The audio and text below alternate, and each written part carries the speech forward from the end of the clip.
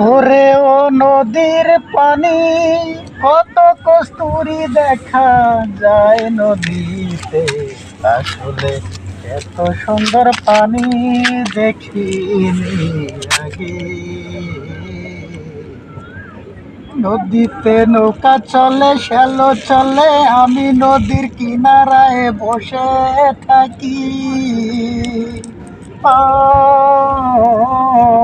প্রকৃতির মাঝে দৃশ্য কত সুন্দর লাগে, মন ভালো হয়ে যায়। আসলে এত সুন্দর জায়গা তো আর কোনো জায়গায় নাই রে।